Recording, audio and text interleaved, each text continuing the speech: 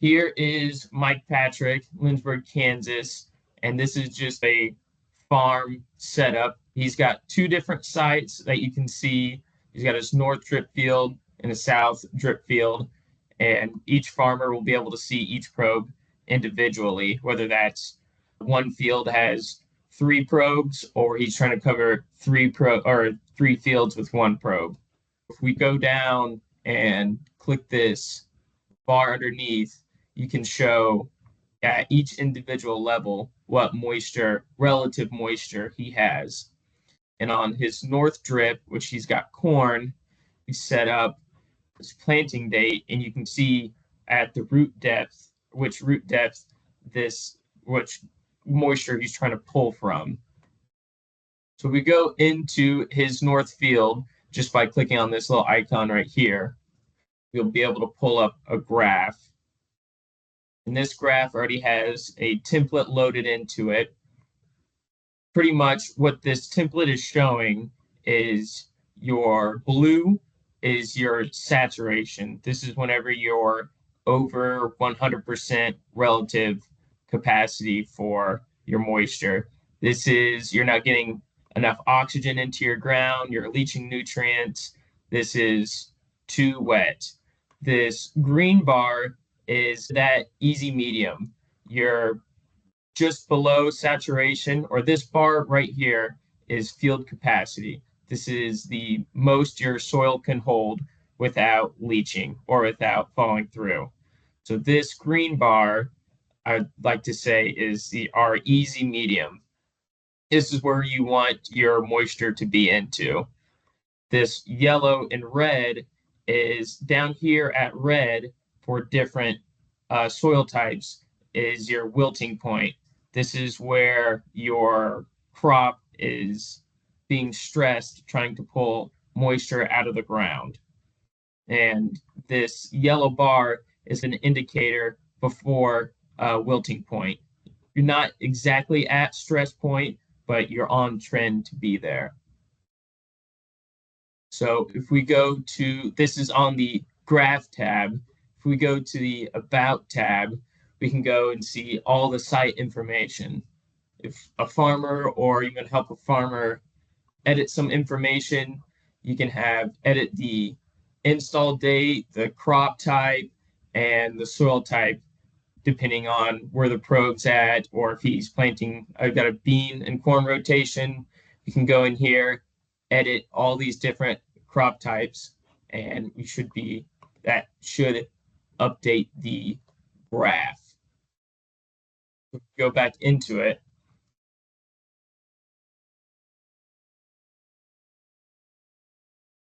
And if we go on the right side here, you'll be able to see how much data we're looking at to base our irrigation off of. On the right side here, right now, we're looking at a whole year's worth of data. If we back it down to this season, we can go to 3 months of data, and it will eliminate this whole left side. So right now, it's looking like it's a little bit saturated, but we can tell that because he's in this blue area, and not necessarily his fault. So we pull up this rainfall tab, we can see he's just been constantly getting wetting events and just saturated. So he's on right now as a soybean template, and each of these templates are different. So a soybean template and a corn template is different based off of what we're wanting our moisture level to be at. If we go up here, there's all different types of templates that we can select from depending on the farmer's goals and what they're wanting to do. This is just the basic soybean template, the default template that we use just to get this ideal green band, what we want that summary moisture to be. And if we go over on this graph tab and jump over to moisture right here, we'll be able to see each individual lines, each individual sensors on the probe. So I'm just going to highlight first couple sets of data. And you can spread out this data with these controls in the top right. This plus mark will separate each individual sensors. We have our top sensor at 14 inches, 18 inches. It jumps down to 26, 34, 42, and 50. If we go over to his other field that has corn on it right now, jump over to his moisture tab,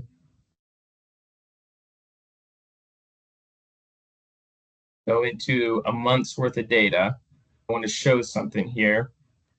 So what we are looking for is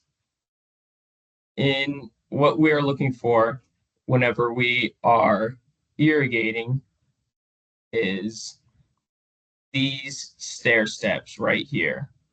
It might be easier to look on the summary graph. So we are looking for these each individual steps going down. That is plant uptake. That is the plant pulling moisture out of the ground, putting it into the plant. And we can see that at a few different levels as well once we get this graph to load.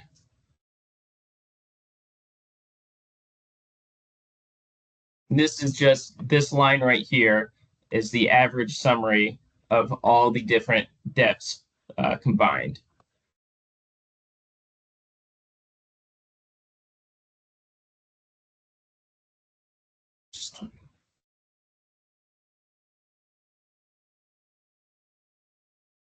You can see a little bit of this data here.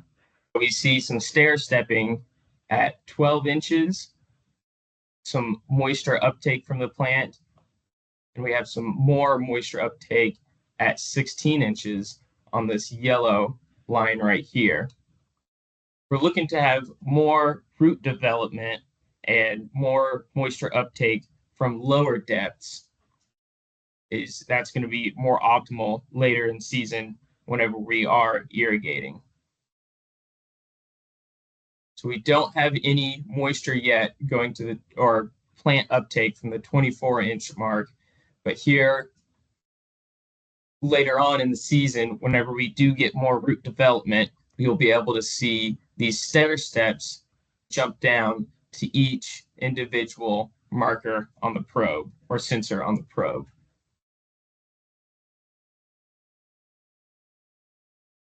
Now I'm going to jump over to the growth development. So if we put in your planting date, you'll be able to see each individual stage or estimated stage that this crop is growing through, and the trend line as well.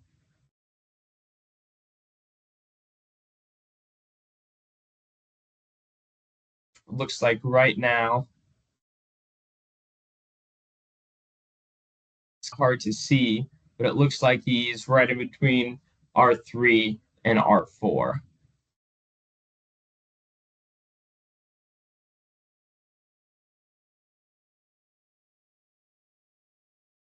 And if we go even more to the left, we jump over a few tabs. This is your system tab. This will help you monitor your probe health, your battery life, and what kind of signal you're getting. This is more for on my side of monitoring the battery health and your system RSSI. But if you're curious, you can still jump over here and see what signal and battery life you're getting out of it as well. All right.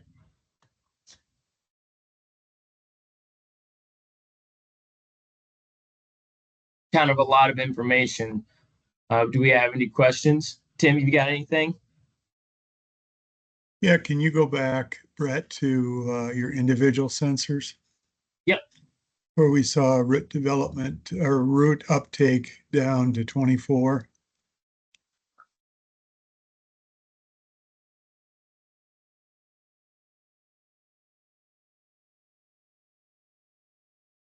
So what I guess we saw consumption at 16, but not to 24. I guess Yeah, was the no. point I was making. We're seeing irrigation, water movement down to 24 after last few days from the 9th of July. You see how a lot of those individual lines are increasing. There's a net uptake or a net increase in water Yep. at each of those individuals down to actually 32 is slightly raising, if you can imagine that, the yellow or the Yep. orange. I know that we're getting close to, Whoops, my bad. no worries. You said we're in R3 stage, so we're through pollination at this location.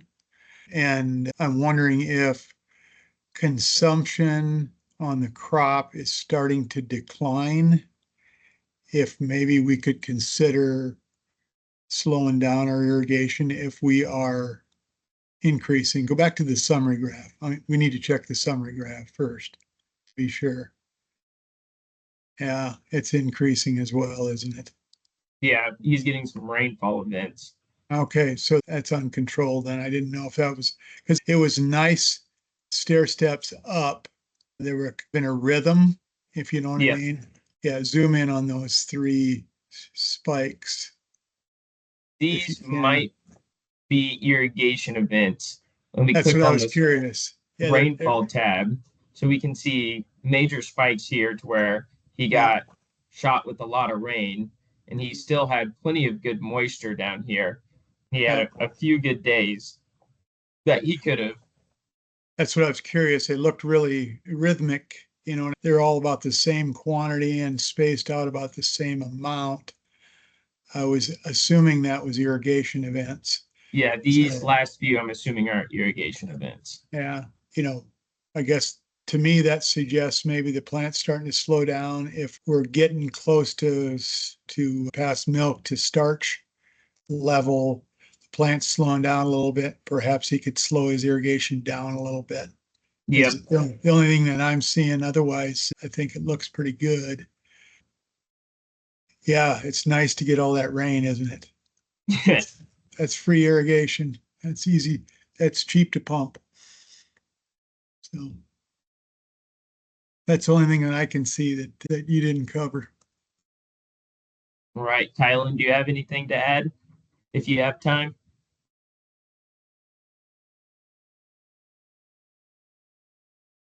Yeah, what Tim was saying is spot on. He's increasing moisture there quite a bit with those irrigation events, each one that took place.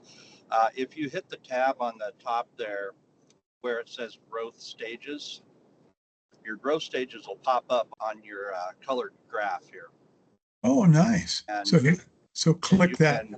You can, yeah. Click the box behind if your growth template stages. is, yeah, if you click on the growth stages, if everything is updated on the back end, those growth stages should pop up here on this colored graph. If they're not, I can't really see it, I'm on my phone, but if they're not popping up, let me know and I'll go ahead and make sure they're all working. But I yeah, don't you think should be able to see that on your template. I don't think the growth stages are popping up on this one, Kylan. Is it behind the growth Okay, stages, the box behind or in front? Try the one behind it, Brett.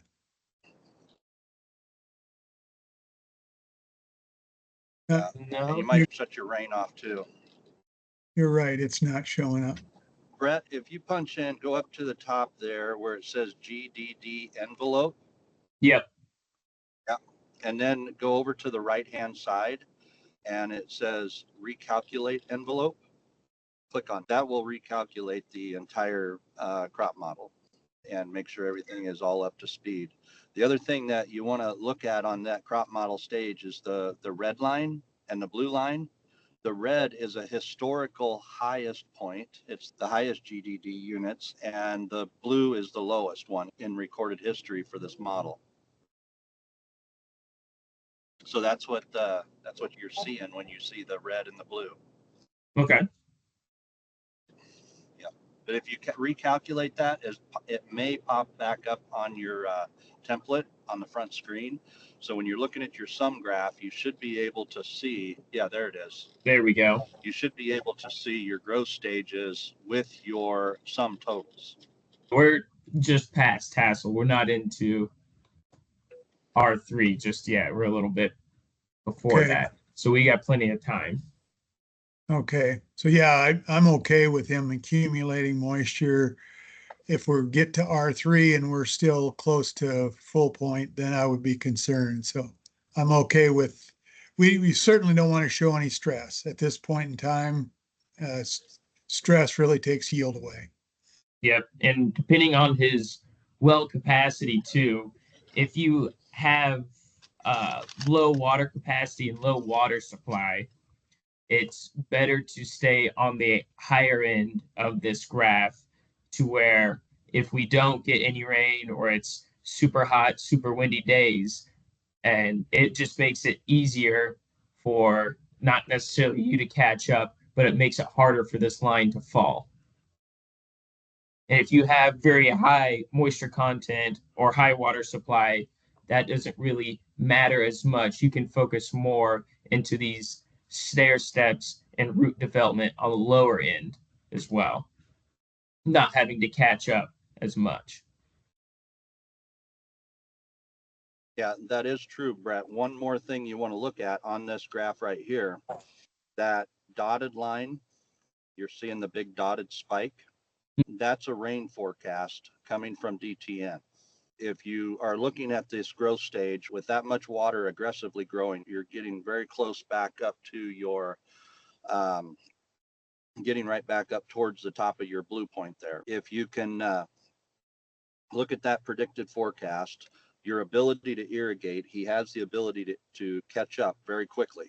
Mm-hmm. He did 3-4 irrigations and caught up very fast.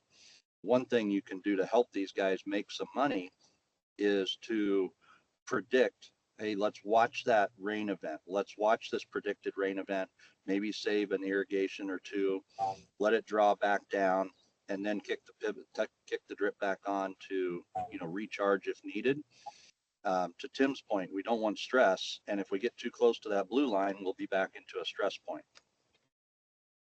So Right. to keep it in the green and predict that rain event, that's going to be pretty valuable to him.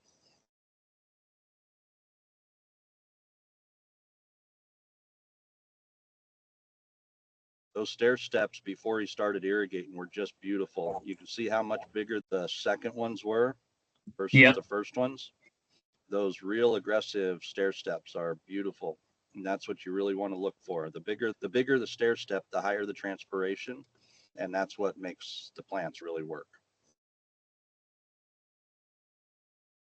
Perfect. Yep. Kurt, do you have any input? Oh, sorry, Kylan.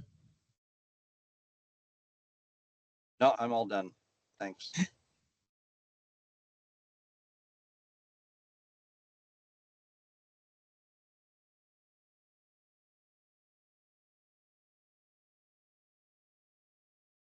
All right.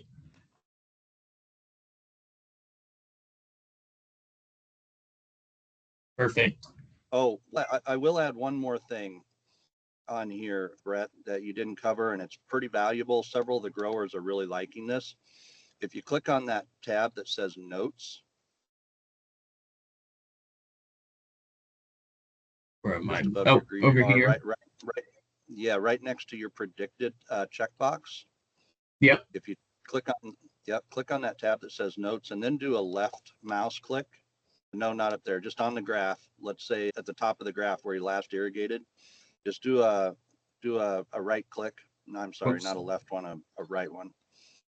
I'm an Apple Mac user, so I get that screwed up sometimes. But All right. So right here, yeah, add note. and go up there, add note, and you can add notes anywhere on that graph. And the notes will pop up then on the right-hand side of your page. And anything that you add in there, just type something in there right quick so it can pop Okay. up. Just type something in there. It says, have a great day or something. And then on the right-hand side of your tab, it'll start to populate down at the bottom. All your notes will show up down there on the right-hand side. Okay. So if you're going in and helping growers, that's a great way to put notes up there. If you click back on that little raindrop that you created at the top of the chart there, your template, it'll show you what's on that. what notes you took. This is a super great way to track fertigation events, any anomalies that might happen to a field, hail, or anything like that. You can track all that and then measure the difference of before and after. Okay. That's a nice feature, Kylan. Yeah, I use it quite a bit because the growers can see it. So I'll put a lot of the recommendations I put right in there. Perfect. All right. Any more questions?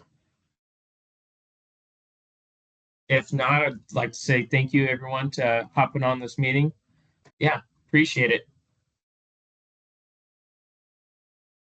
Our plans are to continue this weekly Yep. and change and evolve it